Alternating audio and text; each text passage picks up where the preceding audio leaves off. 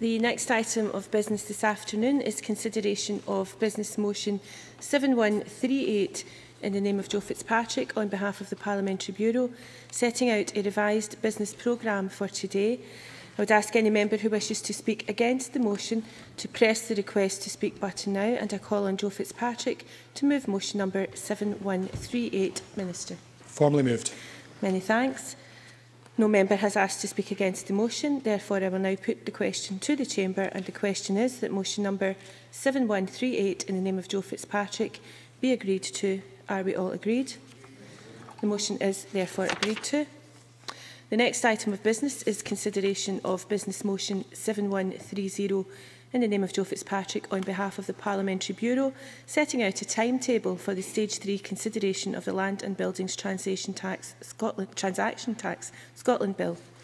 I would ask any member who wishes to speak against the motion to press the request to speak button now, and I call on Joe Fitzpatrick to move motion number 7130. Minister.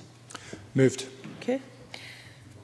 No member has asked to speak against the motion. Therefore, I will now put the question to the Chamber. The question is that motion number 7130 in the name of Joe Fitzpatrick be agreed to. Are we all agreed? The motion is therefore agreed to.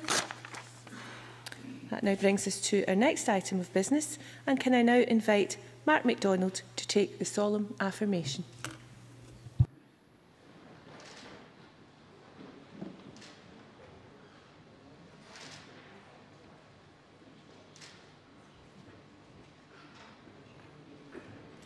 Would you please repeat after me? I, Mark McDonald. I, Mark McDonald. Do solemnly, sincerely and truly declare and affirm. Do solemnly, sincerely and truly declare and affirm. That I will be faithful and bear true allegiance. That I will be faithful and bear true allegiance. To Her Majesty Queen Elizabeth, her heirs and successors, according to law. To Her Majesty Queen Elizabeth, her heirs and successors, according to law. I, Mark McDonald, do solemnly, sincerely and efodly declare and depone that I will be leal and bear efod allegiance till Her Majesty Queen Elizabeth, her heirs, and ony facem after her, and in the law. Thank you very much.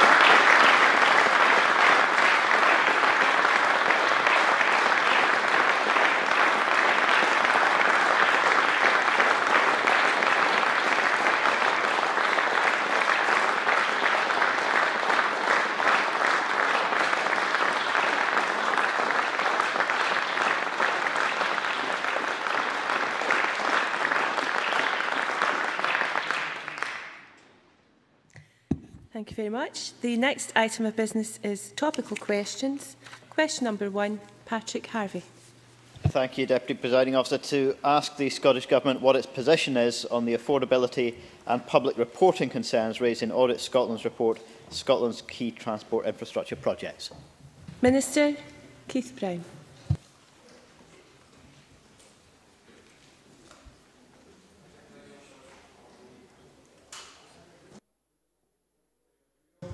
As we are continuously looking at ways of improving our processes. In terms of affordability, ministers have introduced a limit on how much of future budgets, that's total DEL, should be committed to capital investment now. The 5% limit is an important part of the sustainable financial framework that we've put in place. Audit-Scotland has itself shown that the 5 transport projects are affordable within this limit at paragraph 95. In terms of public reporting, we have always been clear that NPD and rail investments will be financed over the long term from future revenue.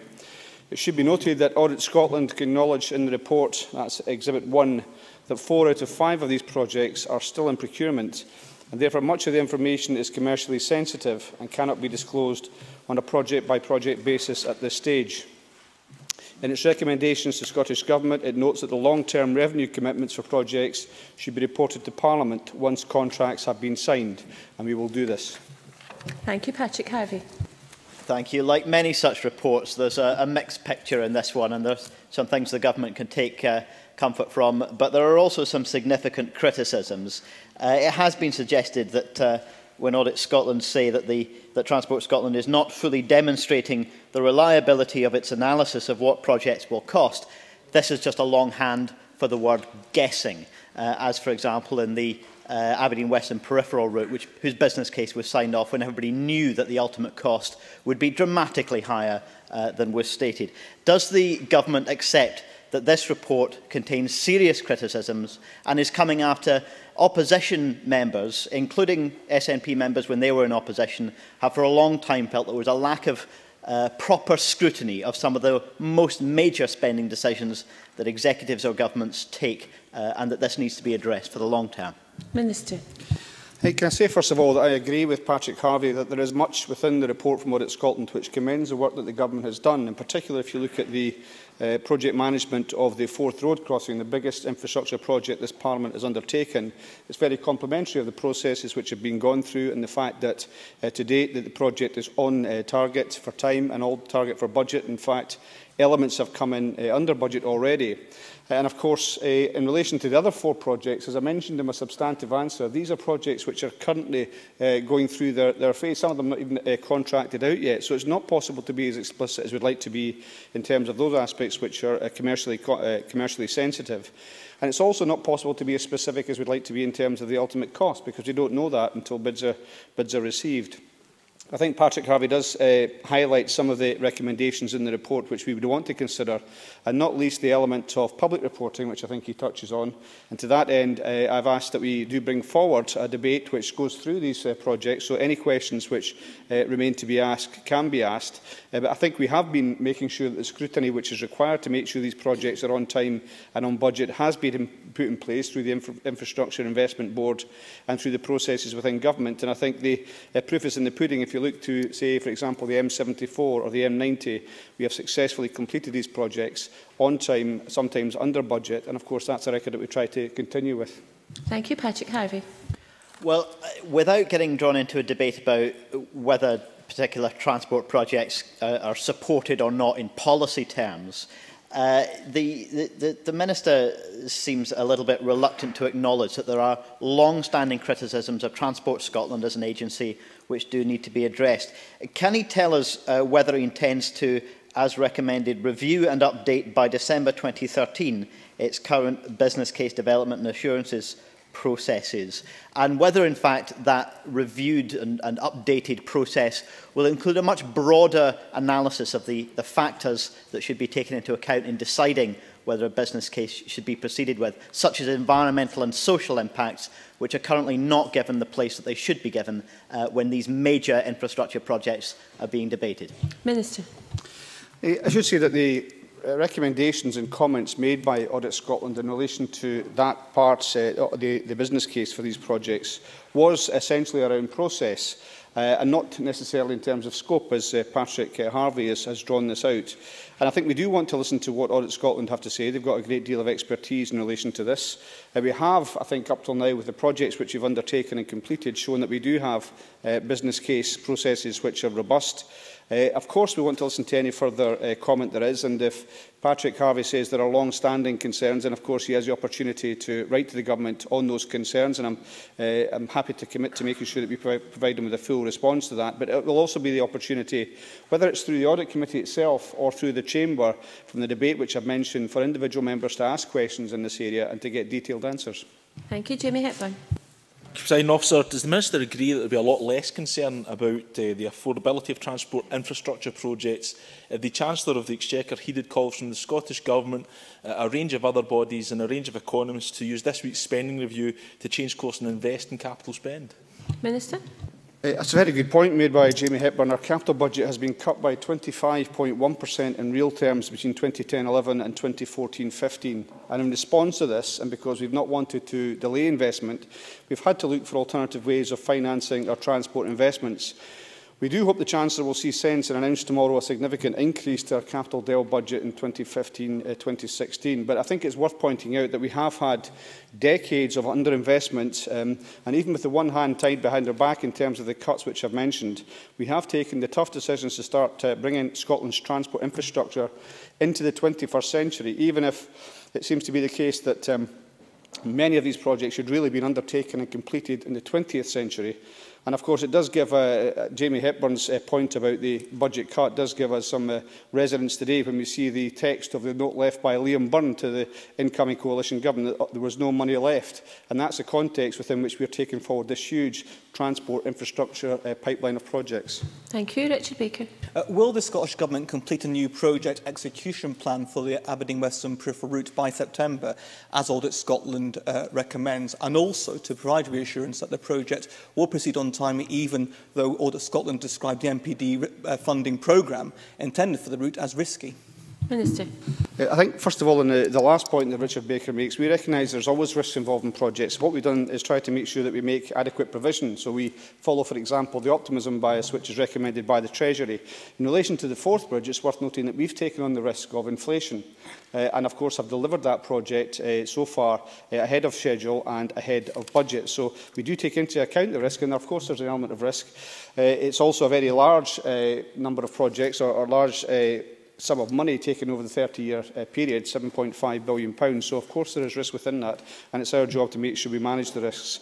In relation to the specific point, as I've said, we will look at the recommendations made by Audit-Scotland and also what the Audit Committee of the Parliament has to say about this first, and we'll take a view on the specific recommendations in due course.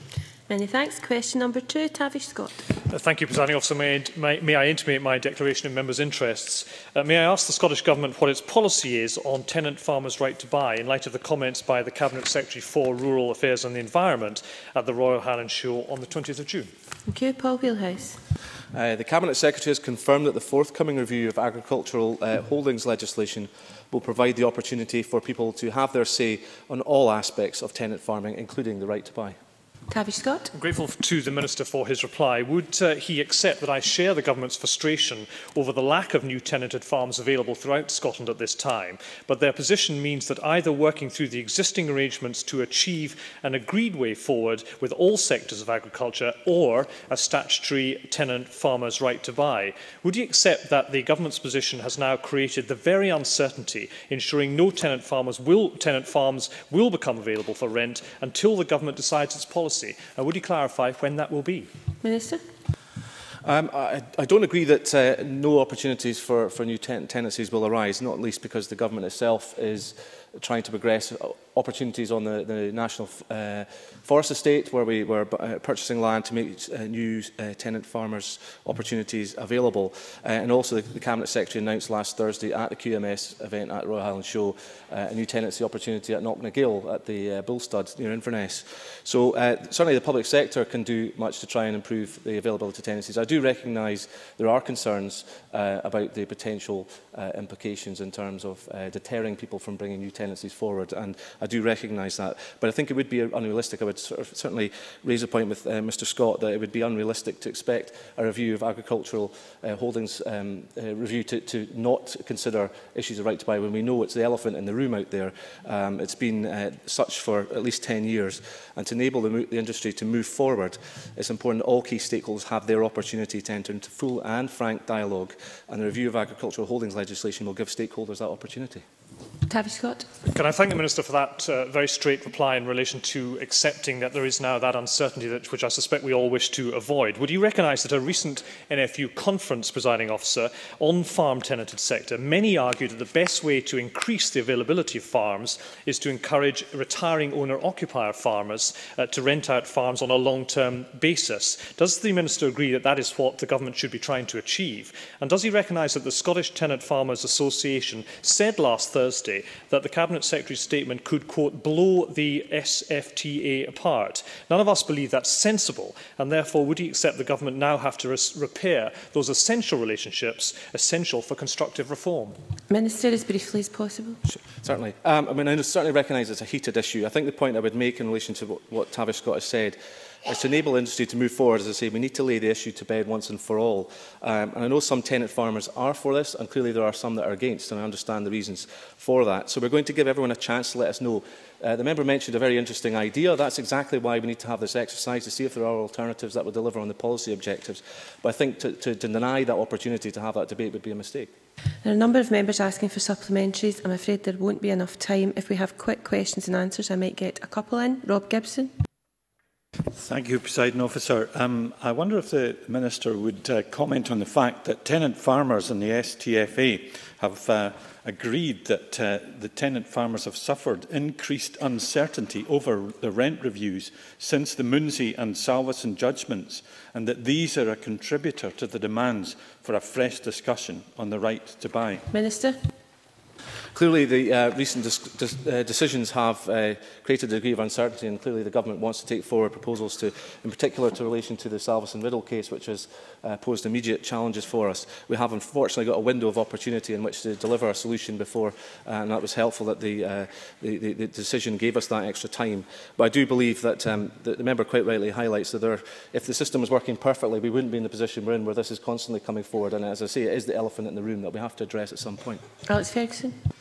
Thank you, Presiding Officer. The Minister mentioned the need for new ideas, and I wonder if he would recognise that the Tenant Farmers Forum, the National Farmers Union of Scotland, the Rent Review Group, the STFA and a whole myriad of other stakeholders have been working tirelessly to try to achieve exactly that and to bring forward a vibrant, sustainable tenanted sector. That's something we all want to achieve, but I think this announcement has made considerably less achievable. Does he agree that this announcement has in itself undermined the work of all of those organisations? Minister.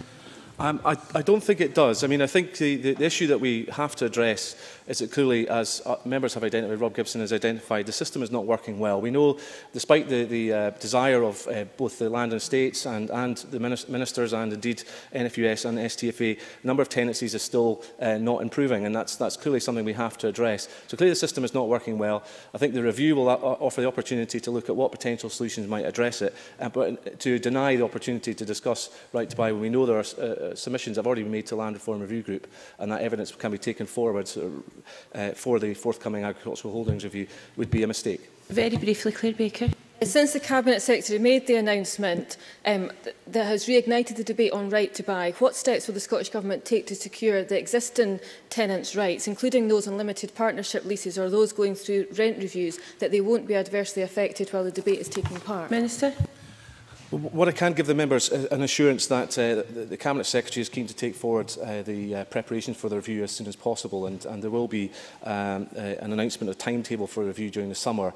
Hopefully that will give people some certainty as to what sort of timescales we're dealing with in terms of addressing the outstanding issues. But indeed, if she wishes to address that to the Cabinet Secretary, I'm sure the Cabinet Secretary will be happy to meet her to discuss forthcoming proposals. Thank you very much. That concludes topical